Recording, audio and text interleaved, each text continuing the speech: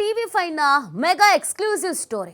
ಈ ಸ್ಟೋರಿ ನೋಡಿದ್ಮೇಲೆ ನಿಮ್ಗೆ ಅನ್ಸೋ ಪ್ರಶ್ನೆ, ನಮ್ಮ ರಾಜ್ಯದಲ್ಲಿ ಇಂಥದ್ದೊಂದು ಘನಘೋರ ಘಟನೆ ನಡೆದಿದ್ಯಾ ಅಂತ. ಯಾವ ಸಿನಿಮಾಗೂ ಕಡಿಮೆ ಇಲ್ಲದಂಥ ಕಥೆಯನ್ನ ನಮ್ಮ ಪೊಲೀಸರು ಹೂತು ಹಾಕ್ಬಿಟ್ಟಿದ್ದಾರೆ. ಅಂಥದ್ದು ಏನು ನಡೀತು? ಮಾಧ್ಯಮ ಲೋಕದ ಕಣ್ಣಿಗೆ ಮಣ್ಣೆರಚಿದಂಥ ಮೆಗಾ ಸ್ಟೋರಿ ಇದು. ಊಹೆಗೂ ನಿಲುಕದಂಥ ಭಯಾನಕ ಕ್ರೈಮ್ ನ್ಯೂಸ್ ಇದು. ಈ ಕ್ರೈಮ್ ನ್ಯೂಸ್ ಅನ್ನ ಪತ್ತೆ ಹಚ್ಚಿದೆ ನಿಮ್ಮ TV5 ಕನ್ನಡ. ಹಿಂದೆಂದು ಕಂಡು ಕೇಳರಿಯದ ಕ್ರೈಮ್ ಸುದ್ದಿ ಇದು. TV5 ಕನ್ನಡದಲ್ಲಿ ಮಾತ್ರ ಭಯಾನಕ ಕ್ರೈಮ್ ಸುದ್ದಿ ಸ್ಫೋಟ ಆಗ್ತಾ ಇದೆ. ಜಗತ್ತಿಗೆ ಗೊತ್ತಾಗದಂತೆ ಮುಚ್ಚಾಕಿದಂತ ಸ್ಟೋರಿ ಇದೀಗ ಕಣ್ಣು ಮುಂದೆ. ಹೆಣಗಳಿದ್ರೂ ಸಾವಿನ ಸುದ್ದಿಯನ್ನೇ ಮುಚ್ಚಿಟ್ಟಿದ್ದಂತ ಸುದ್ದಿ ಇದು. ಬೆಚ್ಚಿ ಬೀಳಿಸುತ್ತೆ ಈ ಸುದ್ದಿ. ಭಯಾನಕ ಘನಘೋರ ಸುದ್ದಿ ಇದು. ನಿಮ್ಮ TV5 ಕನ್ನಡ ಬಿಚ್ಚಿಡ್ತಾ ಇದೆ ಕರಾಳ ಕ್ರೈಮ್ ಸ್ಟೋರಿ. ನಾವು ಸಿನಿಮಾದಲ್ಲಿ ನೋಡಿರ್ತೀವಿ, ಒಂದು ಕ್ರೈಮ್ ಅನ್ನ ಹೆಂಗ್ ಮುಚ್ಚಾಕ್ತಾರೆ, ಅದರಲ್ಲಿ ಪೊಲೀಸರ ಪಾತ್ರ ಏನೇನ್ ಇರತ್ತೆ ಅಂತ. ಇದು ಯಾವ ಸಿನಿಮಾಗೂ ಕಡಿಮೆ ಇಲ್ಲದಂತ ರಿಯಲ್ ಸ್ಟೋರಿ. ನಿಮ್ಮ TV5 ಕನ್ನಡ ಈಗ ಈ ವಿಚಾರವನ್ನ ಬಟಾಬಯಲು ಮಾಡ್ತಿದೆ. ಇದರಲ್ಲಿ ಯಾರ್ಯಾರಿದ್ದಾರೆ, ಏನು ಎತ್ತ ಎಲ್ಲವೂ ಹೊರಗೆ ಬರುತ್ತೆ ಈಗ. ಅಂತ ಭಯಾನಕ ಕ್ರೈಮ್ ಸುದ್ದಿ ಇದು. ಇಡೀ ಜಗತ್ತಿಗೆ ಗೊತ್ತಾಗದಂತೆ ಒಂದು ಘಟನೆಯನ್ನ ಮುಚ್ಚಾಕುವಂತ ಕೆಲಸವನ್ನ ಬಹಳ ಚೆನ್ನಾಗಿ ಮಾಡ್ಬಿಟ್ಟಿದ್ದಾರೆ. ಹೇಗೆ ಮಾಡಬೇಕು ಅಂತ ಅನ್ಕೊಂಡಿದ್ರು ಆ ಥರ ನೀಟಾಗಿ ಕೆಲಸ ಮಾಡಿ ಮುಗಿಸಿದ್ದಾರೆ. ಆದರೆ ಒಂದಂತೂ ಅರ್ಥ ಮಾಡ್ಕೊಳ್ಳಿ, ವಾಸ್ತವದ ಪ್ರತಿರೂಪ.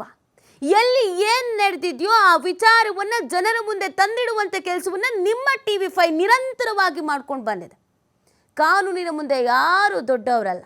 ಪೊಲೀಸರೇ ತಪ್ಪು ಮಾಡಿದ್ರು ಅದನ್ನು ತೋರಿಸುವಂಥ ಕೆಲಸವನ್ನ, ಆ ದಿಟ್ಟತನವನ್ನು ನಿಮ್ಮ TV5 ಮಾಡ್ಕೊಂಡು ಬಂದಿದೆ. ಇದು ನಿಜವಾಗ್ಲೂ ಎಂಥ ದುರಂತ ಅಂತ ಅಂದರೆ, ನಮ್ಮಲ್ಲಿ ದುಡ್ಡಿದ್ರೆ ಅಥವಾ ಅಧಿಕಾರದಲ್ಲಿದ್ದರೆ ಅಥವಾ ಹಣ ಬಲ ತೋಳ್ಬಲ ಅನ್ನೋದೊಂದು ಇದ್ರೆ ಎಂತೆಂಥ ಘಟನೆಗಳನ್ನು ಬೇಕಾದರೂ ಸಲೀಸಾಗಿ ಮಣ್ಣು ಹಾಕಿ ಮುಚ್ಚಬಹುದು, ಅದ್ರ ಮೇಲೆ ನಿಂತ್ಕೊಂಡು ರಾಜ್ಯಭಾರ ಮಾಡ್ಬೋದು ಅನ್ನೋದಕ್ಕೆ ಈ ಘಟನೆಗೆ ಸಾಕ್ಷಿ. ನಿಮ್ಮ TV5 ಬೆನ್ ಹತ್ತಿತ್ತು. ಈ ಘಟನೆ ಹೇಗೆ ನಡೀತು, ಏನು ಎತ್ತ ಎಲ್ಲವನ್ನ ಎಳೆ ಎಳೆಯಾಗಿ ಇಂಚಿಂಚು ನಿಮ್ಮ ಮುಂದೆ ಇಡ್ತಾ ಇದ್ದೀವಿ. ಒಂದೇ ಜಾಗ 7 ಸಾವು, 1 FIR, ಕೇಸೇ ಕ್ಲೋಸು. 7 ಸಾವಿಗೆ ಬೆಲೆಯೇ ಇಲ್ಲ. 7 ಹೆಣ ಬಿದ್ರೂ ಯಾರೊಬ್ರು ಅರೆಸ್ಟೇ ಆಗಿಲ್ಲ. ಒಂದು ವಿಚಾರಣೆ ನಡೀಲಿಲ್ಲ. ಹೆಣದ ಮೇಲೆ ರಾಜ್ಯಭಾರ ಮಾಡ್ತಾ ಇದ್ದಾರೆ ಪೊಲೀಸ್ ಅಧಿಕಾರಿಗಳು. ಇದೆಲ್ಲ ಯಾವಾಗಾಯ್ತು ಅಂತ ನೀವು ಕೇಳಿದ್ರೆ, ನಮ್ಮದೇ ರಾಜ್ಯದಲ್ಲಿ ಆಗಿರೋದು.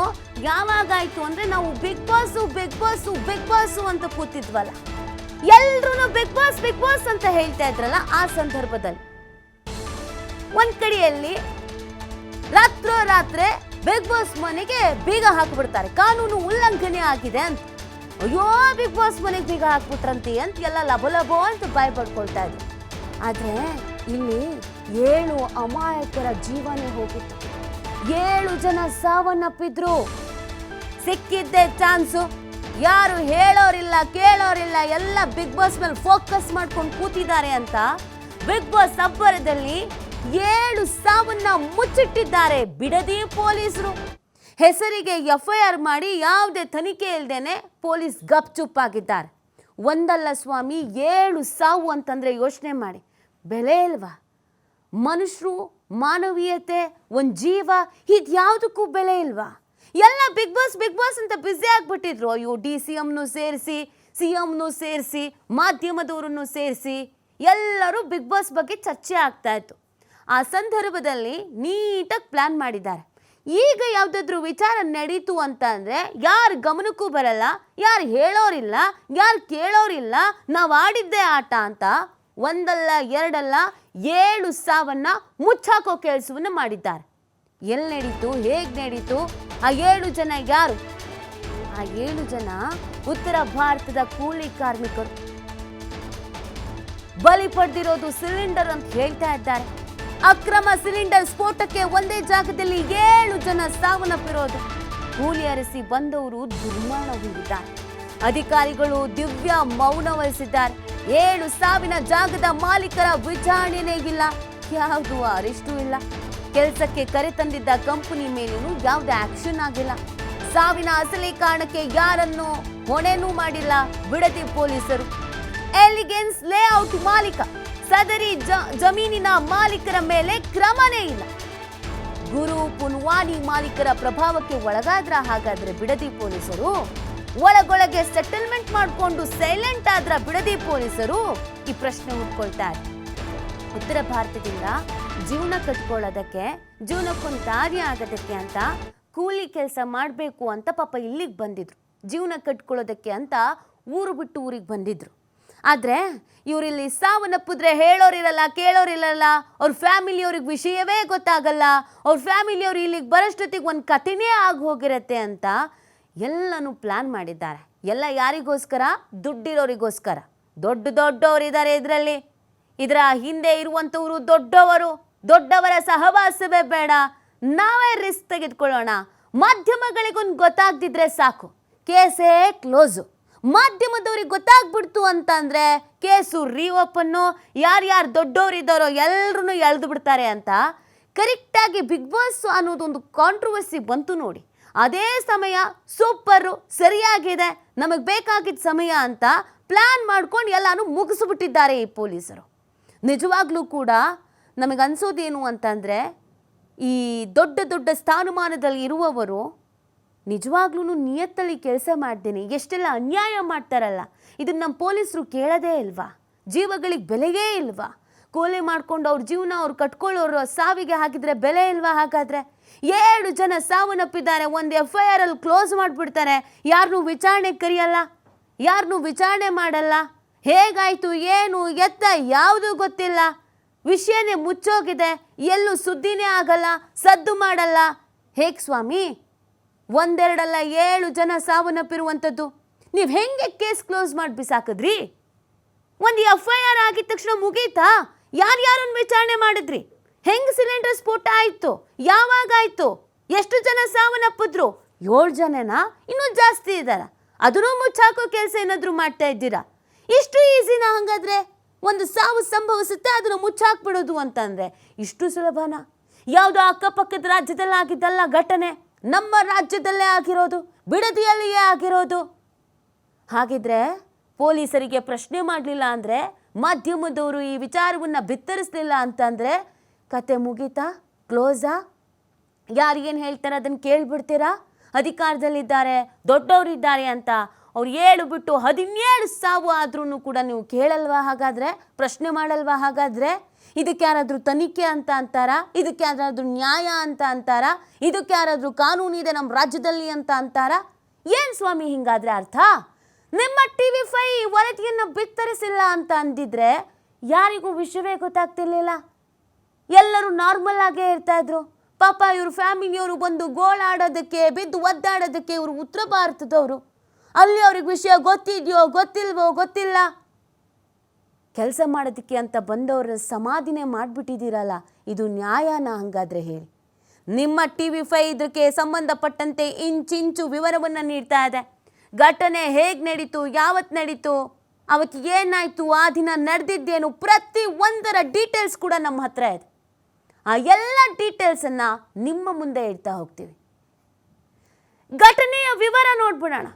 ಯಾವಾಗಾಯಿತು, ಹೇಗಾಯಿತು ಅಂತಂದರೆ, ಘಟನೆ ನಡೆದಿದ್ದು ದಿನ ಯಾವತ್ತು ಅಂದರೆ 7/10/2025. ಘಟನೆ ನಡೆದಂಥ ಸ್ಥಳ ಎಲಿಗೆನ್ಸಿ ಲೇಔಟ್, ವಿಮನಹಳ್ಳಿ, ಬಿಡದಿ ಪೊಲೀಸ್ ಸ್ಟೇಷನ್ ಲಿಮಿಟ್ಸಲ್ಲಿ ಬರುತ್ತೆ. ಬಿಡದಿ ಪೊಲೀಸ್ ಠಾಣಾ ತನಿಖಾಧಿಕಾರಿ ಯಾರಿದ್ರು ಅಂದರೆ ದೇವರಾಜ್, ಸಬ್ ಇನ್ಸ್ಪೆಕ್ಟರ್, ಠಾಣಾ ಮುಖ್ಯಸ್ಥ ಶಂಕರ್ ನಾಯಕ್, ಇನ್ಸ್ಪೆಕ್ಟರ್. ಘಟನೆ ನಡೆದ ಸಮಯ ಏನು? ರಾತ್ರಿ 1:50ರಿಂದ 2 ಗಂಟೆ ಮಧ್ಯದಲ್ಲಿ ನಡೆದಿರುವಂಥ ಘಟನೆ ಅದು. ಕಾರಣ ಏನು? ಅಕ್ರಮ ಸಿಲಿಂಡರ್ ಸ್ಫೋಟ ಆಗಿರೋದು ಅಂತ ಹೇಳ್ತಾ ಇದ್ದಾರೆ. ಸತ್ತವರ ಸಂಖ್ಯೆ 7. ಉತ್ತರ ಭಾರತದ ಕೂಲಿ ಕಾರ್ಮಿಕರು ಇವರು. ಸಾವಿಗೆ ಕಾರಣ ಏನು? ಮೂಲಭೂತ ಸೌಕರ್ಯ ಒದಗಿಸದೆ ಇದ್ದಿದ್ದು ಅನ್ನೋದು ಗೊತ್ತಾಗ್ತಾ ಇದೆ. ತನಿಖೆ ಏನಾಗಿದೆ? ಕೇವಲ FIR ಮಾಡಿ ಯಾರ ಬಂಧುವೂ ಇಲ್ಲ, ಯಾರ ವಿರುದ್ಧ ಪ್ರಕರಣವೂ ದಾಖಲಿಸಿಕೊಂಡಿಲ್ಲ, ಏನೂ ಆಗಿಲ್ಲ. ಕೂಲಿ ಕಾರ್ಮಿಕ ಹಸನ್ ಮಲ್ಲಿಕ್, ಎಲಿಗೆನ್ಸಿ ಲೇಔಟ್ ಮಾಲೀಕ, ಗುರು ಪನ್ವಿನಿ ಕಂಪನಿಯ ಮುಖ್ಯಸ್ಥ, ಘಟನಾ ಸ್ಥಳದ ಜಮೀನು ಮಾಲೀಕ, ಶೆಡ್ ಮಾಲೀಕ ಮತ್ತಿತರರು ಇದರಲ್ಲಿ ಪಾತ್ರ ವಹಿಸಿರೋರು. ಇವ್ರುಗಳನ್ನು ವಿಚಾರಣೆಗೊಳಪಡಿಸಬೇಕಾಗಿತ್ತು, ತನಿಖೆ ಮಾಡಬೇಕಾಗಿತ್ತು. ಘಟನೆ ಹೇಗಾಯಿತು, ಯಾಕಾಯಿತು, ಏನು ಸಿಲಿಂಡರ್ ಸ್ಫೋಟ ಅಂದರೆ ಸಿಲಿಂಡರ್ ಸ್ಫೋಟನಾ? ಹೆಂಗೆ ಸ್ಫೋಟ ಆಯಿತು, ಹೆಂಗೆ ಬೆಂಕಿ ಹೊತ್ಕೊಂತು, ಅಲ್ಲಿದ್ದ ಪ್ರದೇಶ ಯಾವುದು, ಅಲ್ಲಿ ಯಾವ ಥರದ ಪ್ರದೇಶ ಇತ್ತು, ಮುನ್ನೆಚ್ಚರಿಕಾ ಕ್ರಮ ಇರಲಿಲ್ವಾ, ಅದನ್ನೇನು ಕೇಳಲ್ವಾ? ಶೆಡ್ ಮಾಲೀಕನ ವಿಚಾರಿಸಲ್ವಾ? ಈ ಕೂಲಿ ಕಾರ್ಮಿಕರನ್ನು ಕರ್ಕೊಬಂದಿದ್ದಾರಲ್ಲ ಅವ್ರನ್ನ ವಿಚಾರಿಸಲ್ವಾ? ಲ್ಯಾಂಡ್ ಓನರ್ನ ವಿಚಾರಿಸಲ್ವಾ? ಕಂಪ್ನಿಯವ್ರು ವಿಚಾರಿಸಲ್ವಾ? ನಿಮಗೆ ನೀವೇ ಸಿಲಿಂಡರ್ ಸ್ಫೋಟ, 7 ಜನ ಸತ್ರು, ನಡೀರಿ ಫೈಲಿಗೆ ಸೀಲ್ ಒತ್ತಿ ಕಳಿಸಿ ಅತ್ಲಾಗೆ ಅಂತ ಬಿಟ್ಬಿಟ್ರಾ? ಯಾಕೆ ಸ್ವಾಮಿ? ಉತ್ತರ ಭಾರತದವರಾದರೆ ಅವ್ರದ್ದು ಜೀವ ಅಲ್ವಾ? ಕೂಲಿ ಕಾರ್ಮಿಕರಾದರೆ ಅವ್ರದ್ದು ಜೀವ ಅಲ್ವಾ? ಏನು ಪುಕ್ಷಟೆ ಬಿದ್ದಿದ್ದಾರಾ?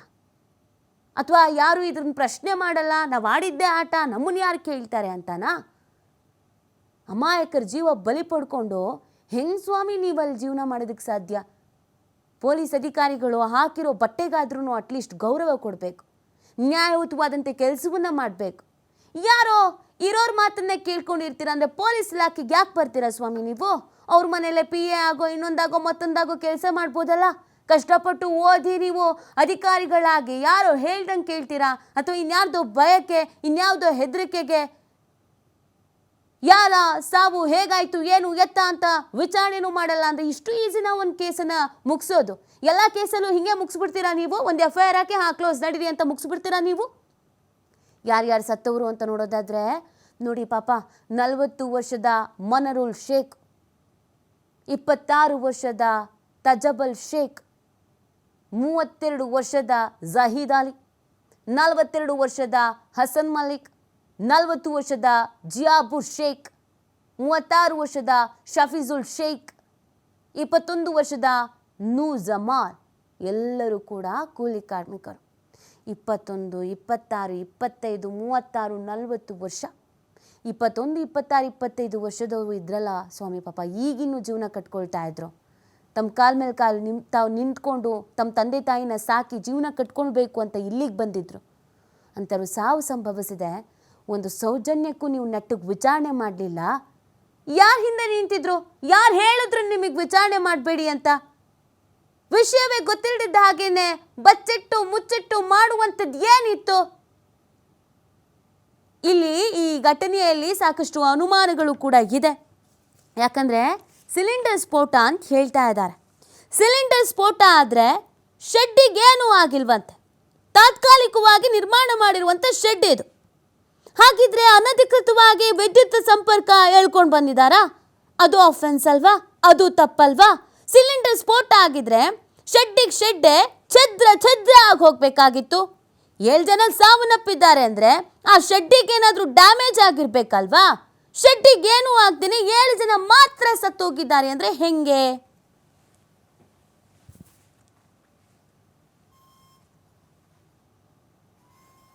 ಈ ಬಗ್ಗೆ ಮತ್ತಷ್ಟು ಮಾಹಿತಿಯನ್ನು ನೀಡ್ತಾರೆ ನಮ್ಮ ಪ್ರತಿನಿಧಿ ಸಂತೋಷ್. ನಿಜವಾಗ್ಲೂ ಈ ಘಟನೆಯನ್ನು ನೋಡ್ತಾ ಇದ್ರೆ ಆತಂಕ ಆಗುತ್ತೆ. ನಮ್ಮ ರಾಜ್ಯದಲ್ಲಿ ಈ ಥರ ಆಗ್ತಾ ಇದೆಯಾ? 7 ಸಾವಿಗೆ ಹಾಕಿದ್ರೆ ಬೆಲೆನೇ ಇಲ್ವಾ? ಒಂದು FIR ಆಗಿದ ತಕ್ಷಣ ಎಲ್ಲಾನು ಕ್ಲೋಸ್ ಆಗುತ್ತೆ ಅಂತಂದರೆ ಯಾರನ್ನು ತನಿಖೆಗೆ ಒಳಪಡಿಸಲ್ವಾ? ಏನೇನು ಅನುಮಾನ ವ್ಯಕ್ತವಾಗ್ತಾ ಇದೆ ಸಂತೋಷ್ ಈ ಪ್ರಕರಣದಲ್ಲಿ? ನಿತಿ, ಇಡೀ ಪ್ರಕರಣನ ನೋಡ್ತಾ ಹೋದ್ರೆ ಎಲ್ಲಾ ಹಂತದಲ್ಲೂ ಕೂಡ ಇದ್ರಲ್ಲಿ ಸಾಕಷ್ಟು ಸಸ್ಪಿಷಿಯಸ್ಗಳಿರುವಂತದ್ದು, ಅನುಮಾನಗಳು ಹೆಚ್ಚಾಗಿ ಕಾಡ್ತಾ ಇದೆ. 7 ಜನ ಮೃತಪಟ್ಟಿರುವಂತದ್ದು ಇಲ್ಲಿಗೆ ಆಲ್ಮೋಸ್ಟ್ ಸುಮಾರು 15 ದಿನಗಳು ಕಳೀತಾ ಬಂದಿದೆ. ಆದ್ರೆ ಪೊಲೀಸರು ಒಬ್ಬ ವ್ಯಕ್ತಿಯನ್ನಾಗಲೂ ಒಬ್ಬ ಆರೋಪಿತನಾಗಿ ಬಂಧನವನ್ನು ಮಾಡಿಲ್ಲ.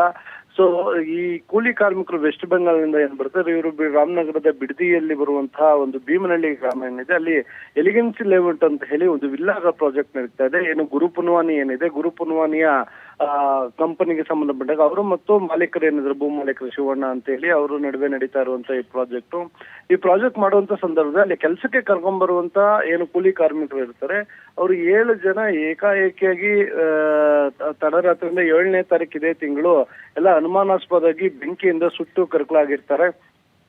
ತಕ್ಷಣ ಕೆಲವರು ಏನಿರ್ತಾರೆ ಅವರೆಲ್ಲರನ್ನು ಕೂಡ ಆಸ್ಪತ್ರೆಗೆ ತೆಗೆದುಕೊಂಡು ಹೋಗಿ ಅಲ್ಲಿ ಸ್ಥಳೀಯರು ಮತ್ತು ಅಲ್ಲಿ ಇಲ್ಲಿ ಕೆಲಸ ಮಾಡ್ತಿದ್ದ ಇತರ ಕೂಲಿ ಕಾರ್ಮಿಕರ ಸಹಾಯದಿಂದ ಆಸ್ಪತ್ರೆಗೆ ದಾಖಲು ಮಾಡಲಾಗುತ್ತೆ. ಆದ್ರೆ 7 ಜನರಲ್ಲಿ ಯಾರೊಬ್ಬರು ಕೂಡ ಒಬ್ರು ಏನು ಬದುಕು ಉಳಿಯೋದಿಲ್ಲ. ಎಲ್ಲರೂ ಕೂಡ ಏನು ಸುಟ್ಟು ಗಾಯಗಳಿಂದ ವಿಕ್ಟೋರಿಯಾ ಆಸ್ಪತ್ರೆಯಲ್ಲಿ ಮೃತಪಡ್ತಾರೆ ಅನ್ನೋ ಮಾಹಿತಿಗಳು ಲಭ್ಯವಾಗಿರುವಂತದ್ದು. ಇನ್ನ ಆ ಶೆಡ್ ಅನ್ನ ಏನ್ ನಿರ್ಮಾಣವನ್ನ ಮಾಡಿಕೊಟ್ಟಿದ್ರು, ಆ ಶೆಡ್ ಸ್ವಲ್ಪವೂ ಏನಾಗಿಲ್ಲ. ಅಂದ್ರೆ ಈ ರೀತಿಯಾಗಿ ಬೆಂಕಿ ಹೊತ್ಕೊಂಡು ಉರ್ಲಿಕ್ಕೆ ಕಾರಣ ಏನು ಅಂತ ನೋಡ್ತಾ ಹೋದಾಗ ಇಲ್ಲಿ 10 ಅನುಮಾನಗಳು ಮೂಡುವಂತದ್ದು. ಒಂದು ವೇಳೆ ಸಿಲಿಂಡರ್ ಇತ್ತು, ಸಿಲಿಂಡರ್ ಬ್ಲಾಸ್ಟ್ ಆಯ್ತು ಅಂದ್ರೆ ಸಂಪೂರ್ಣವಾಗಿ ಏನು ಅದು ಒಂದು ಇಟ್ಟಿಗೆಗಳಿಂದ ಮತ್ತೆ ಮೇಲ್ಗಡೆ ಶೀಟ್ ಹಾಕಿ ಮಾಡಿರುವಂತಹ ಒಂದು ಶೆಡ್, ಅದು ಮನೆಯ ಕಟ್ಟಡಗಳೇ ಉರುಳು ಹೋಗ್ತವೆ ಸಿಲಿಂಡರ್ ಬ್ಲಾಸ್ಟ್ ಆದಾಗ. ಈ ಶೆಡ್ಗೆ ಏನು ಆಗಿಲ್ವಾ ಅನ್ನೋದು ಒಂದು ಕಡೆ.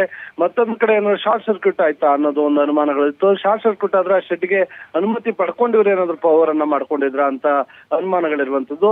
ಇನ್ನು ಇದಕ್ಕೆ ಸಂಬಂಧಪಟ್ಟ ಹಾಗೆ FIR ಅನ್ನ ಮಾಡಿರುವಂತ ಬಿಡದಿ ಪೊಲೀಸರು 4-5 ಜನ ಆರೋಪಿಗಳನ್ನಾಗಿ ಮಾಡಿರುವಂತದ್ದು. ಒಂದು ಅದರ ಲೇಬರ್ ಶೆಡ್ ಮಾಲೀಕ ಏನಿದ್ದ ಆತ ಇರ್ಬೋದು, ಅದರ ಲೇಬರ್ ಕಾಂಟ್ರಾಕ್ಟ್ ಇರ್ಬೋದು. ಸೊ ಅದ್ರ ಜೊತೆಗೆ ಎಲಿಗೆನ್ಸಿ ಲೇಔಟ್ ಏನಿದೆ ಅದರ ಲ್ಯಾಂಡ್ ಓನರ್ ಮತ್ತೆ ಎಲಿಗೆನ್ಸಿ ಪ್ರಾಜೆಕ್ಟ್ ಮಾಡ್ತಾ ಇರುವಂತ ಗುರು ಪುನ್ವಾನಿ ಏನಿದೆ ಆ ಗುರು ಪುನ್ವಾನಿ ವಿರುದ್ಧ ಕಂಪ್ಲೇಂಟ್ ಮಾಡಿರುವಂತ. ಆದ್ರೆ ಎಲ್ಲೂ ಕೂಡ ಆ ಕಂಪನಿಯ ಹೆಸರಾಗ್ಲಿ ಇಲ್ಲ ಲ್ಯಾಂಡ್ ನ ಓನರ್ ಆಗ್ಲಿ ಕಂಪನಿಯ ಡೈರೆಕ್ಟರ್ಗಳ ಹೆಸರಾಗಿ ಪೊಲೀಸರು ಎಲ್ಲೂ ಕೂಡ ತಂದಿಲ್ಲ. ಅದ್ರ ಜೊತೆಗೆ 15 ದಿನಗಳು ಕಳೆದ್ರು ಕೂಡ ಒಬ್ಬ ವ್ಯಕ್ತಿಯನ್ನ ಇವರು ಬಂಧನ ಮಾಡಿಲ್ಲ. ಅಂದ್ರೆ ಹಣ ಇದ್ರೆ ಸಾಕು ಏನ್ ಬೇಕಾದ್ರೂ ಆಗತ್ತೆ ಅನ್ನೋಕೆ ಇದೊಂದು ಉತ್ತಮ ಉದಾಹರಣೆ ಅಂತ ಹೇಳಿದ್ರೆ ತಪ್ಪಾಗ್ಲಿಕ್ಕಿಲ್ಲ. ಯಾಕಂದ್ರೆ 7 ಜನ ಮೃತಪಟ್ಟಿರುವಂತದ್ದು. 7 ಜನರ ಸಾವಿಗೆ ಹಂಗಾರೆ ನ್ಯಾಯ ಯಾವ ರೀತಿಯಾಗಿ ಕೊಡ್ತಾರೆ ಪೊಲೀಸರು ಅಂತ ಇಲ್ಲಿ ಅನುಮಾನಗಳಿರುವಂತದ್ದು. ಯಾಕಂತ ಹೇಳಿ 7 ಜನ ಸತ್ರು ಇದಕ್ಕೆ ಹೊಣೆ ಯಾರು ಇಲ್ವಾ? ಅಂದ್ರೆ ಹಣ ಇದೆ, ಅವ್ರಿಗೆ ನಾವು ಸೆಟಲ್ಮೆಂಟ್ ಮಾಡ್ಬಿಡ್ತೀವಿ, ಹಣ ಕೊಡ್ತೀವಿ ಅಂತ ಹೇಳಿದ್ರೆ, ನಾಳೆ ಯಾರೋ ಒಬ್ರು ಬಂದು ಒಂದು ಹತ್ಯೆಯನ್ನ ಮಾಡಿ ಹಣ ಕೊಡ್ತೀನಿ ಅಂತ ಹೇಳಿದ್ರೆ ಅದನ್ನು ಕೂಡ ಪೊಲೀಸರು ಸೆಟಲ್ಮೆಂಟ್ ಮಾಡ್ತಾರೆ ಅನ್ನೋದಿರುವಂತದ್ದು. ರಾಮನಗರ ಜಿಲ್ಲಾ ಪೊಲೀಸರ ಮೇಲೆ ಸಾಕಷ್ಟು ಅನುಮಾನ ಇದೆ. ಬಿಡದಿ ಪೊಲೀಸ್ ಇರ್ಬೋದು, ರಾಮನಗರ ಜಿಲ್ಲೆಯ ಹಿರಿಯ ಅಧಿಕಾರಿಗಳಿರ್ಬೋದು. ಅದರ ಜೊತೆಗೆ ಇನ್ನ ಅದು ಹೇಳಿಕೆಯಲ್ಲಿ ಮೊದಲೇ DCM ಅವರ ತವರು ಜಿಲ್ಲೆ. ಸೊ ಅವ್ರ ಗಮನಕ್ಕೂ ಕೂಡ ಇದು ಬರ್ಲಿಲ್ವಾ ಅಂತ ಅನುಮಾನಗಳಿರುವಂತದ್ದು.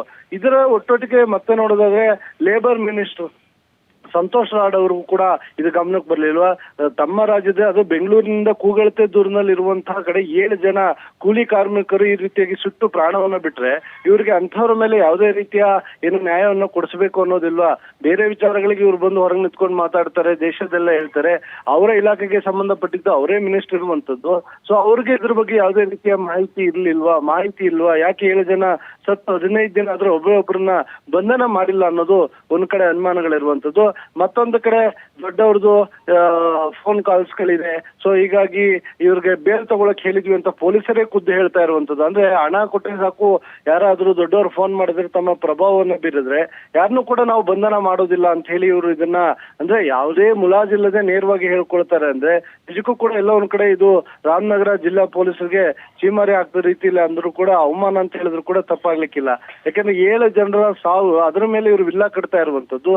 ಅಂತವ್ರ ವಿರುದ್ಧ ಇವರು ಕ್ರಮ ಕೈಗೊಳ್ಳಿಲ್ಲ ಅಂತ ಹೇಳಿದ್ರೆ ಇವತ್ತು 7 ಜನ ನಾಳೆ 700 ಜನ ಸಾಯ್ಬೋದು. ಯಾಕಂದ್ರೆ ಇಂಥ ಪ್ರಾಜೆಕ್ಟ್ ಗಳು ಮಾಡ್ತಾನೆ ಇರ್ತಾರೆ, ಯಾರು ಬೇಕಾದ್ರೂ ಸಾಯ್ತಾ ಇರ್ತಾರೆ. ಅಂತವ್ರನ್ನ ಬಿಡ್ಲಿಕ್ಕಾಗತ್ತಾ? ಇನ್ನಾದ್ರೂ ಗೃಹ ಸಚಿವರು ಇರ್ಬೋದು, ಇಲ್ಲ ರಾಮನಗರ ಜಿಲ್ಲಾ SP ಅವರು ಇರ್ಬೋದು, ಇಲ್ಲ IG ಅವರು ಇರ್ಬೋದು, ಹಿರಿಯ ಪೊಲೀಸ್ ಅಧಿಕಾರಿಗಳು ಏನಿದ್ದಾರೆ ಅವರು ಇಂಥವ್ರ ವಿರುದ್ಧ ಸೂಕ್ತ ಕ್ರಮವನ್ನು ಕೈಗೊಳ್ಳಬೇಕಾಗತ್ತೆ. ಆದ್ರೆ ಅಲ್ಲಿನ ಬಿಡದಿ ಪೊಲೀಸ್ ಹೇಳುವಂತದ್ದು ದೊಡ್ಡವ್ರ ಫೋನ್ ಬಂದಿದೆ, ಹಂಗಾಗಿ ನಾವೇ ಅವ್ರಿಗೆ ಏನು ಜಾಮೀನನ್ನು ತೆಗೆದುಕೊಳ್ಳಕ್ಕೆ ಹೇಳಿದ್ವಿ, ಅವ್ರು ಜಾಮೀನು ತಗೊಂತಾರೆ ಅನ್ನೋ ರೀತಿಯಲ್ಲಿ ಹೇಳ್ತಾ ಇರುವಂತದ್ದು. ಅಂದ್ರೆ ಆರೋಪಿಗಳಿಗೆ ಇವರು ಎಷ್ಟು ನೇರವಾಗಿ ಸಹಕಾರವನ್ನ ಕೊಡ್ತಿದ್ದಾರೆ ಅನ್ನೋದು ಇಲ್ಲಿ ಮೇಲ್ನೋಟಕ್ಕೆ ಕಂಡು ಬರ್ತಾ ಇರುವಂತದ್ದು. ಈ ಬಗ್ಗೆ ಸಂಬಂಧಪಟ್ಟ ಅಧಿಕಾರಿಗಳು ಒಂದು ಕಡೆ ಏನು ಕಾರ್ಮಿಕ ಇಲಾಖೆ ಇರ್ಬೋದು, ಮತ್ತೊಂದು ಕಡೆ ಹಿರಿಯ ಅಧಿಕಾರಿಗಳಿರ್ಬೋದು, ಖುದ್ದು DCM ಅವರೇ ಜಿಲ್ಲೆ ಆಗಿರುವಂತದ್ದು ಅವರೇ ಇರ್ಬೋದು, ಅದ್ರ ಜೊತೆಗೆ ಹ್ಯೂಮನ್ ರೈಟ್ಸ್ ಅವರು ಕೂಡ ಇದ್ರ ಬಗ್ಗೆ ಸೂಕ್ತ ಕ್ರಮವನ್ನು ತೆಗೆದುಕೊಳ್ಬೇಕಾಗುತ್ತೆ. ಅದ್ರ ಜೊತೆಗೆ ಇನ್ನು ವೆಸ್ಟ್ ಬೆಂಗಾಲ್ನಿಂದ ಬಂದಂತ 7 ಜನರ ಸಾವಿಗೆ ನ್ಯಾಯವನ್ನು ಕೊಡಿಸಬೇಕಾಗುತ್ತೆ ನೀತಿ. ಸಂತೋಷ್, ಇನ್ನೊಂದು, ಈಗ ಕರ್ನಾಟಕ ಮೂಲದ ಕೂಲಿಕಾರರಾಗಿದ್ರೆ ಅವ್ರ ಫ್ಯಾಮಿಲಿಯವ್ರು ಬರ್ತಿದ್ರು ಕೆಲಸಕ್ಕೆ ಅಂತ ಬಂದಿದ್ರು, ಎಲ್ಲಿ ಹೋದ್ರು, ಏನಾಯ್ತು ಅಂತ ಆಗ್ಲಾದ್ರೂ ಸುದ್ದಿಗಳಾಗ್ತಿತ್ತು. ಪಾಪ ಇವರು ಉತ್ತರ ಭಾರತ ಮೂಲದವರು, ಇವರು ಫ್ಯಾಮಿಲಿಯವ್ರು ಯಾರು, ಅವ್ರಿಗೆ ವಿಷಯ ಗೊತ್ತಿದೆಯೋ ಗೊತ್ತಿಲ್ವೋ, ಇವರು ಒಟ್ಟಿಗೆ ಇದ್ದಂಥ ಕೂಲಿ ಕಾರ್ಮಿಕರು ಯಾರಾದ್ರು ಅಥವಾ ಅಕ್ಕಪಕ್ಕ ನಿವಾಸಿಗಳು ಯಾರಾದ್ರೂ ಆಗಿರ್ಬೋದು, ಇದ್ರ ಬಗ್ಗೆ ಡೀಟೇಲ್ಸ್ ತಗೊಳ್ಳೋದು, ಫೋಟೋ ತೆಗೆದುಕೊಳ್ಳೋದು, ಈ ಥರದ್ದು ಹೋದಾಗ್ಲೂ ಕೂಡ ಪೊಲೀಸರು ಅವರಿಗೆ ಆವಾಜ್ ಹಾಕಿದ್ದಾರೆ, ಡಿಲೀಟ್ ಮಾಡಿಸಿದ್ದಾರೆ, ಗೌಪ್ಯತೆ ಕಾಪಾಡಿ ಅಂತ ಹೇಳಿದ್ದಾರೆ ಅಂತೆಲ್ಲ ಹೇಳಲಾಗ್ತಾ ಇದೆ. ಸೊ ಇದಕ್ಕೆ ಸಂಬಂಧಪಟ್ಟಂತೆ ಏನಾದರೂ ಡೀಟೇಲ್ಸ್ ಇದೆಯಾ ಸಂತೋಷ್? ಖಂಡಿತವಾಗಿಯೂ ನೀತಿ ಏನಂತ ಹೇಳಿದ್ರೆ ಎಲ್ಲ ಒಂದ್ ಕಡೆ ಪೊಲೀಸರಿಗೆ ಇದೇ ಪ್ಲಸ್ ಪಾಯಿಂಟ್. ಅಂದ್ರೆ ಸ್ಥಳೀಯ ರಾಜ್ಯದ ಇಲ್ಲ ಅಲ್ಲೇ ಬೆಂಗಳೂರಿನ ರಾಮನಗರದವರು ಅಕ್ಕಪಕ್ಕದ ಜಿಲ್ಲೆಯವರಾಗಿದ್ರೆ ಅವರ ಕುಟುಂಬಸ್ಥರು ಇಲ್ಲ ಅಲ್ಲಿನ ಸ್ಥಳೀಯ ನಾಯಕರು ಯಾರೋ ಬಂದು ಅದನ್ನ ಪ್ರಶ್ನೆಯನ್ನ ಮಾಡ್ತಾ ಇದ್ರು. ಆದ್ರೆ ಇಲ್ಲಿ ಯಾರು ಕೂಡ ಪ್ರಶ್ನೆಯನ್ನ ಮಾಡ್ಲಿಕ್ಕೆ ಸಾಧ್ಯ ಇಲ್ಲ. ಯಾಕಂತ ಹೇಳಿದ್ರೆ ಯಾರಿಗೂ ಪರಿಚಯ ಇರೋದಿಲ್ಲ. ವೆಸ್ಟ್ ಬೆಂಗಾಲ್ ಕಡೆಯಿಂದ ಬಂದಿರುವಂತದ್ದು. ಒಂದು ಶೆಡ್ಗಳನ್ನ ಮಾಡಿದ್ರೆ ದೃಶ್ಯಾವಳಿಯಲ್ಲಿ ಗೊತ್ತಾಗುತ್ತೆ. ಅಲ್ಲಿ 10 ಜನ ಇರುವಂತದ್ದು. ಅಂದ್ರೆ ಒಂದು ಶೆಡ್ನ ಒಂದು ಭಾಗದ ಕೊನೆಯ ರೂಮ್ ಆ ರೀತಿಯಾಗಿದೆ. ಉಳಿದ ರೀತಿಯಲ್ಲಿ ಎಲ್ಲಾ ಕಡೆ ಅದೇ ರೀತಿಯಾಗಿದೆ. ಅದು ಬೆಂಕಿ ಸ್ಪರ್ಶ ಆಗಿದ್ರೆ, ಇಲ್ಲ ಅಂತ ಹೇಳಿದ್ರೆ ಸಿಲಿಂಡರ್ ಬ್ಲಾಸ್ಟ್ ಆಗಿದ್ರೆ, ಇಲ್ಲ ಶಾರ್ಟ್ ಸರ್ಕ್ಯೂಟ್ ಆಗಿದ್ರೆ, ಸುಮಾರು ಅಲ್ಲೊಂದು 25ರಿಂದ 30 ಜನ 40 ಜನ ಕೆಲಸ ಮಾಡ್ತಿರುವಂತ ಶೆಡ್ ಮಾದರಿಯಲ್ಲಿ ಕಾಣುತ್ತೆ ನೋಡಿದ್ರೆ. ಯಾಕಂದ್ರೆ ಒಂದೇ ರೂಮ್ ನಲ್ಲಿ 7 ಜನ ಇದ್ರೆ ಆ ತರದ 7-8 ರೂಮ್ಗಳಲ್ಲಿ ನಮ್ಗೆ ನೋಡ ಸಿಗುತ್ತೆ. ಹೀಗಾಗಿ ಅಲ್ಲಿರೋರು ಕೂಡ ಎಲ್ರಿಗೂ ಕೂಡ ಪ್ರಾಣಕ್ಕೆ ಹಾನಿ ಆದ್ರೂ ಕೂಡ ಮುಂದಿನ ದಿನಗಳಲ್ಲಿ ಯಾರು ಕೇಳೋದಿಲ್ವ ಅನ್ನೋದು ಒಂದು ಪ್ರಶ್ನೆ. ಮತ್ತೊಂದು ಕಡೆ ಪೊಲೀಸರಿಗೆ ಇದೇ ಪ್ಲಸ್ ಪಾಯಿಂಟ್, ಯಾರು ಕೇಳಲಿಕ್ಕಿಲ್ಲ, ನಾವು ಮಾಡಿದ್ದೆ ದರ್ಬಾರು, ನಾವು ಹೇಳಿದ್ದೆ ತನಿಖೆ ಅನ್ನೋ ರೀತಿಯಲ್ಲಿ ಇವರು ಬಿಡದಿ ಪೊಲೀಸರು ಮಾಡ್ತಾ ಇರುವಂತದ್ದು. ಅಂದ್ರೆ ಬಿಡದಿ ಪೊಲೀಸರಿಗೆ ಎಲ್ಲ ಒಂದ್ ಕಡೆ ಅಂದ್ರೆ ಒಂದು ಎಥಿಕ್ಸ್ ಅನ್ನೋದು ಇರ್ಬೇಕಾಗತ್ತೆ. ಇದು ಕಾಣಿಸ್ತಾ ಇಲ್ವಾ ಅನ್ನೋದು ಒಂದು ಕಡೆ ಪ್ರಶ್ನೆ. ಅದರ ಜೊತೆಗೆ ಹೊರ ರಾಜ್ಯದವರು ಆಗಿರೋದ್ರಿಂದ ಅವರ ಫ್ಯಾಮಿಲಿಯವರು ಯಾರು ಕೂಡ ಇಲ್ಲಿ ಬಂದಿಲ್ಲ. ಇನ್ಸಿಡೆಂಟ್ ಆದ ದಿವಸ ಸ್ಥಳೀಯರು ಹೋದಾಗ ವಿಡಿಯೋಗಳನ್ನು ಮಾಡ್ಕೊಂಡಿದ್ದಾರೆ, ಕೆಲವರು ಫೋಟೋಗಳನ್ನು ಮಾಡ್ಕೊಂಡಿದ್ದಾರೆ. ಆ ಸಂದರ್ಭದಲ್ಲಿ ಸ್ಥಳಕ್ಕೆ ಬಂದಂತ ಪೊಲೀಸ್ ಅಧಿಕಾರಿಗಳು ಅವ್ರಿಗೆ ಬೆದರಿಸಿ ಅದನ್ನ ಡಿಲೀಟ್ ಕೂಡ ಮಾಡಿದ್ದಾರೆ ಅನ್ನೋ ಆರೋಪಗಳು ಇರುವಂತದ್ದು. ಅಂದ್ರೆ ಎಲ್ಲೋ ಒಂದ್ ಕಡೆ ಹೊರಗಡೆ ಬಂದ್ಬಿಟ್ರೆ ದೊಡ್ಡ ಇಶ್ಯೂ ಆಗುತ್ತೆ ಇದು. ಈ ಕಾರಣಕ್ಕಾಗಿ ಇದನ್ನ ಇಲ್ಲೇ ಡಿಲೀಟ್ ಮಾಡಿಸ್ಬಿಟ್ರೆ ಯಾರಿಗೂ ಕೂಡ ಗೊತ್ತಾಗೋದಿಲ್ಲ. ಫೋಟೋಗಳ ಹೊರಗಡೆ ಏನಿಲ್ಲ ಅಂದ್ರೂ ಮಾಧ್ಯಮಗಳ ಕಣ್ತಪ್ಪಿಸಿದ್ರೆ ಬಹುತೇಕ ಈ ಕೇಸ್ನಿಂದ ಬಚಾವಾದಂಗೆ, ಯಾರಿಗೂ ಕೂಡ ಆಗೋದಿಲ್ಲ ಅಂತ ಹೇಳಿ. ಹೀಗಾಗಿ ಅವರ ಬಿಲ್ಡರ್ ಇರ್ಬೋದು, ಗುರುಪುನ್ವಾನಿಯ ಕಂಪನಿ ಏನಿದೆ ಅವ್ರು ಇರ್ಬೋದು, ಲ್ಯಾಂಡ್ ಓನರ್ಸ್ ಇರ್ಬೋದು, ಇದು ಯಾರೊಬ್ರಿಗೂ ಕೂಡ ಇವರು ವಶಕ್ಕೂ ಪಡೆದಿಲ್ಲ, ವಿಚಾರಣೆಗೂ ಕೂಡ ಒಳಪಡಿಸಿಲ್ಲ ಅನ್ನೋ ಮಾಹಿತಿಗಳು ಸಿಗ್ತಾ ಇರುವಂತದ್ದು. ಒಬ್ಬರನ್ನು ಕೂಡ ಬಂಧಿಸಿಲ್ಲ. ಖುದ್ದು ಇವರೇ ಅವ್ರಿಗೆ ಜಾಮೀನನ್ನ ತೆಗೆದುಕೊಂಡು ಆಮೇಲೆ ವಿಚಾರಣೆಗೆ ಅಟ್ಟಾಗಿ ಅಂತ ಹೇಳಿದಾರಂತ ಆರೋಪಗಳು ಕೂಡ ಕೇಳಿ ಬರ್ತಾ ಇರುವಂತದ್ದು. ನೀತಿ. ಓಕೆ, ಥ್ಯಾಂಕ್ ಯು ಸಂತೋಷ್ ತಮ್ಮ ಡೀಟೇಲ್ಸ್ಗಾಗಿ.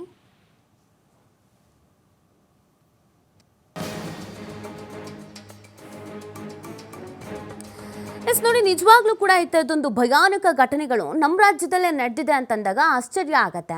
ನಮ್ಮಲ್ಲಿ ಎಷ್ಟೊಂದು ಜನ ಸಚಿವರುಗಳಿದ್ದಾರೆ, ಅದರಲ್ಲೂ ಕೂಡ ದೊಡ್ಡದಾಗಿ ಭಾಷಣ ಮಾಡುವಂಥ ಸಚಿವರುಗಳು, ಕೂಲಿ ಕಾರ್ಮಿಕರು ಅಂತ ಬಂದಾಗ ಸಂತೋಷ್ ಲಾಡ್ ಅವರಿಗಿದ್ದಾರೆ. ಅದಲ್ಲದೆ ಇದು ಶಾಸಕ ಬಾಲಕೃಷ್ಣ ಅವರು ಕ್ಷೇತ್ರ, ಇನ್ನೊಂದು ಕಡೆಯಲ್ಲಿ DCM ಸಾಹೇಬರು ಇದ್ದಾರೆ, ಅವ್ರದ್ದೇ ತವರು ಜಿಲ್ಲೆ. ಇಷ್ಟು ದೊಡ್ಡದೊಂದು ದುರಂತ ಸಂಭವಿಸಿದೆ, 7 ಸಾವಾಗಿದೆ. ಆ 7 ಸಾವಿನ ಮೇಲೆ ಸಮಾಧಿ ಕಟ್ಟಿ ವಿಲ್ಲಾ ಕಟ್ಟುವುದಕ್ಕೆ ಅಂತ ಮುಂದಾಗಿದ್ದಾರೆ. ಇವುಗಳು ನಿಮ್ಮ ಗಮನಕ್ಕೆ ಬರದೇ ಇರಲ್ಲ ಅಂತ ಏನಲ್ಲ, ಬಂದಿದ್ರೂ ಆ್ಯಕ್ಷನ್ ತೆಗೆದುಕೊಳ್ತಾ ಇಲ್ವಾ? ಹಾಗಿದ್ರೆ ನೀವುಗಳು ಶಾಮೀಲಾಗಿದ್ದೀರಾ ಅಥವಾ ನೀವುಗಳೇ ಪೊಲೀಸರಿಗೆ ಈ ಥರದ ಕೆಲಸ ಮಾಡಿ ಅಂತ ಹೇಳಿದ್ದೀರಾ? ಇನ್ನು ಪೊಲೀಸ್ ಅಧಿಕಾರಿಗಳದ್ದು ಬಿಡಿ, ಅವರು ಒಬ್ಬರು ಎಥಿಕ್ಸ್ ಇಟ್ಕೊಂಡು ಕೆಲಸ ಹೋದ್ರೂ ಪರವಾಗಿಲ್ಲ, ನ್ಯಾಯಸಮ್ಮತವಾಗಿ ಕೆಲಸ ಮಾಡ್ತೀವಿ ಅಂತ ಮಾಡೋರು ಕೇವಲ ಸಿನಿಮಾದಲ್ಲಿ ಮಾತ್ರ ಸಿಕ್ಬಿಡ್ತಾರಾ ಅಂತ ಅನ್ಸುತ್ತೆ. ಏನು ಹೇಳಿ, ದೊಡ್ಡೋರಿಂದ ಕಾಲ್ ಬಂತು, ದೊಡ್ಡೋರು ಹೇಳಿದ್ರು, ದೊಡ್ಡೋರು ಹೇಳಿದ್ಮೇಲೆ ಮುಗೀತು. ನೀವೇ ಜಾಮೀನು ತೆಗೆದುಕೊಳ್ಳಿ ಅಂತ ಹೇಳೋ ಹಂತದವರೆಗೂ ಬಂದು ನಿಂತಿದ್ದೀರಾ ಅಂತ ಅಂದರೆ ಪೊಲೀಸ್ ಇಲಾಖೆ ಇನ್ನು ಎಷ್ಟರ ಮಟ್ಟಿಗೆ ಆ್ಯಕ್ಟಿವ್ ಆಗಿದೆ ಅನ್ನೋದನ್ನು ಇಲ್ಲಿ ಗಮನಿಸಬೇಕಾಗತ್ತೆ. ಬೇರೆ ಕಡೆಯಿಂದ ಜೀವನ ಕಟ್ಕೊಳ್ಳೋಕೆ ಅಂತ ಬಂದವರು ಸಮಾಧಿ ಮೇಲೆ ನೀವು ಇನ್ನೇನು ಮಾಡ್ಲಿಕ್ಕೆ ಸಾಧ್ಯ ಆಗತ್ತೆ? ನೋಡಿ, ಅಲ್ಲಿದ್ದಂಥ ಬೇರೆ ಕೂಲಿ ಕಾರ್ಮಿಕರು, ಒಟ್ಟು 20ರಿಂದ 30 ಕೂಲಿ ಕಾರ್ಮಿಕರು ಕೆಲಸ ಮಾಡ್ತಾ ಇದ್ರಂತೆ. 7 ಜನ ಇದರಲ್ಲಿ ಸಾವನ್ನಪ್ಪಿದ್ದಾರೆ. ಕೆಲವರು ಭಯಭೀತರಾಗಿದ್ದಾರೆ, ಆತಂಕಕ್ಕೊಳಗಾಗಿದ್ದಾರೆ, ಕೆಲವರು ಫೋಟೋ ತೆಗೆದಿದ್ದಾರಂತೆ. ಅದನ್ನ ಡಿಲೀಟ್ ಮಾಡಿ ಅಂತ ಧಮಕಿ ಹಾಕಿ ಡಿಲೀಟ್ ಮಾಡಿಸಿದ್ದಾರೆ ಪೊಲೀಸ್ ಅಧಿಕಾರಿಗಳು. ಅಂತಂದ್ರೆ ಇವ್ರು ಯಾರೋ ದುಡ್ಡಿರೋರ ಮನೆ ಚಾಕ್ರಿ ಮಾಡ್ತಾ ಇರೋದಲ್ವಾ? ಯಾರೋ ರಾಜಕೀಯ ವ್ಯಕ್ತಿಗಳು ಹೇಳೋ ಕೆಲಸ ಮಾಡ್ತಾ ಇರೋದಲ್ವಾ? ಇದಕ್ಕೆ ಅಲ್ವಾ ಪೊಲೀಸರು ಅಂತಂದ್ರೆ ಮರ್ಯಾದೆ ಕೊಡದೇ ಇರೋದು ನಮ್ಮ ಜನ. ಇದನ್ನೇ ಓದ್ಕೊಂಡು ಬಂದಿರ್ತೀರಾ ನೀವು, ಅಥವಾ ಇದೇ ಇದರಲ್ಲಿ ನೀವು ಕೆಲಸವನ್ನ ಆಯ್ಕೆ ಮಾಡ್ಕೊಂಡಿರ್ತೀರಾ? 7 ಜನ ಸಾವನ್ನಪ್ಪಿದ್ದಾರೆ ಅಂದಮೇಲೆ ಆ ಸಾವಿಗೆ ತನಿಖೆ ಆಗಬೇಕಲ್ವಾ? ಸಿಲಿಂಡರ್ ಸ್ಫೋಟ ಅಂತಂದರೆ ಅಲ್ಲಿ ಒಂದೇ ಒಂದು ಅನುಮಾನ ಬರೋ ಥರದ್ದು ಯಾವುದೂ ಇಲ್ಲ. ಎಲ್ಲವೂ ಕೂಡ ಒಂದು ರೀತಿಯಾಗಿ ಸಸ್ಪೆನ್ಸು, ಥ್ರಿಲ್ಲರು ಎಲ್ಲ ಮಿಕ್ಸ್ ಮ್ಯಾಚ್ ಮಾಡಿ ಇಟ್ಟಂಗಿದೆ. ಅಲ್ಲಿ ಶೆಡ್ಗಳು ಬ್ಲಾಸ್ಟ್ ಆಗಿಲ್ಲ, ಶೆಡ್ಗಳಿಗೇನು ಹಾನಿ ಆಗಿಲ್ಲ, 7 ಜನ ಮಾತ್ರ ಸಾವನ್ನಪ್ತಾರೆ ಅಂದರೆ ಅದು ಹೆಂಗೆ? ಹಾಗಿದ್ರೆ ಅದಕ್ಕೊಂದು ಅರ್ಥ ಬೇಡವಾ? ಒಂದು ಸಿಲಿಂಡರ್ ಸ್ಫೋಟ ಆಯಿತು ಅಂದರೆ ಎಷ್ಟು ಮಟ್ಟಿಗೆ ಅದು ಪ್ರಭಾವ ಆಗಿರುತ್ತೆ ಅನ್ನೋದು ಎಲ್ರಿಗೂ ಗೊತ್ತು. ಆ ರೀತಿಯಾಗಿ ಅದರ ಎಫೆಕ್ಟ್ ಇರುತ್ತೆ. ಇಲ್ಲ, ಅದೇನೂ ಆಗಿಲ್ಲ, ಸರಿ ಆಯಿತು ಸ್ವಾಮಿ, ಸಿಲಿಂಡರ್ ಸ್ಫೋಟ ಆಗಿ ಸಾವನ್ನಪ್ಪಿದ್ದಾರೆ ಅಂದರೆ ಅದನ್ನೇ ಹೇಳೋದಕ್ಕೇನು, ಹಿಂಗಾಯ್ತು, ಇಷ್ಟು ಜನ ಸತ್ತೋದ್ರು ಅಂತ ಅದನ್ನೂ ನೀವು ಹೇಳೋದಕ್ಕೆ ರೆಡಿ ಇಲ್ಲ.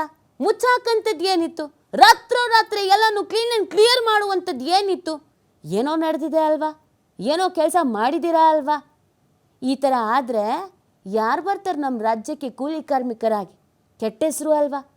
ಕೂಲಿಗೆ ಅಂತ ಹೋದವರು ಬರಲೇ ಇಲ್ವಂತೆ, ಏನಾದರೂ ಗೊತ್ತೇ ಇಲ್ವಂತೆ, ಮುಚ್ಚೆ ಹಾಕ್ಬಿಟ್ರಂತೆ.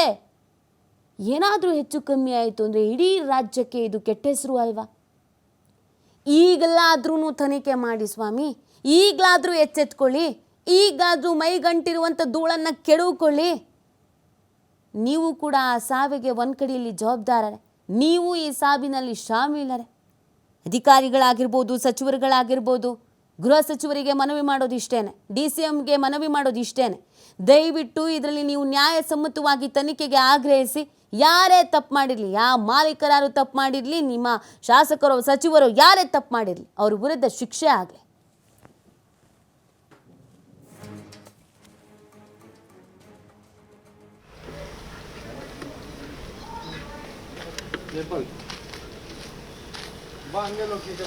ಬರ್ತೀವಿ.